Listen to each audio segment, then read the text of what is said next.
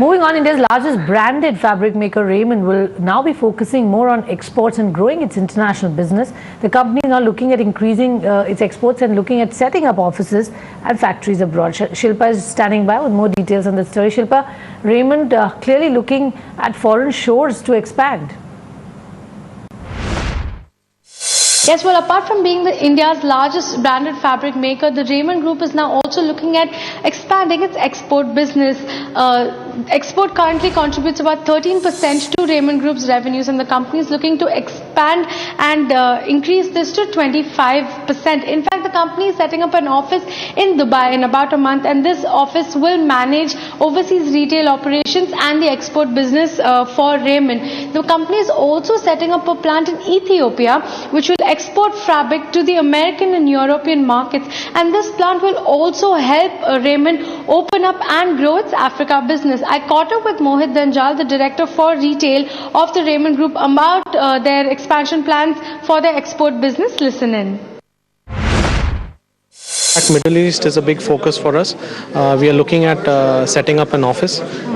In fact, in the next couple of weeks, we will actually have our operational office up and running in Dubai, and that will help us grow that business from a retail perspective.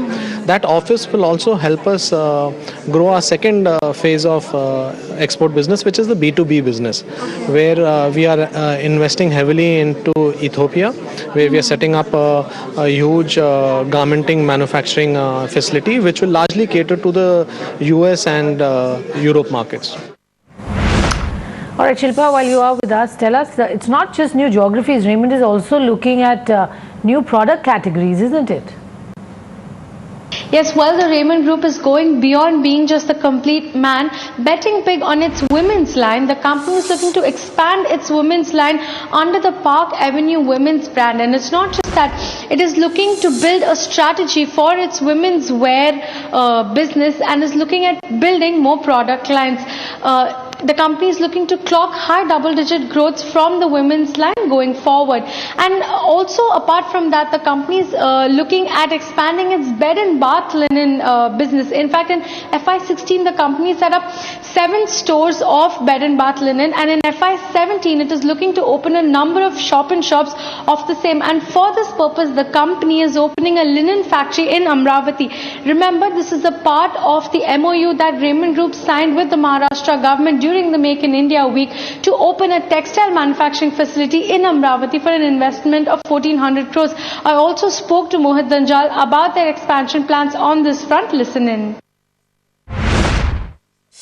The bed and bath linen actually has doubled its business since the last 1 year. However, in terms of percentage of business, it's very small. Okay. Yeah, and see, the whole organized market, in fact, is not very large. It's about 500 crores, and within that, we see us paying a sizable amount. So we are focusing on doing that. So we are rolling out. In fact, we have rolled out close to 7 bed and bath stores in the country, and we are looking at these stores being more, let's say, a brand experience or a complete range portfolio experience for consumers.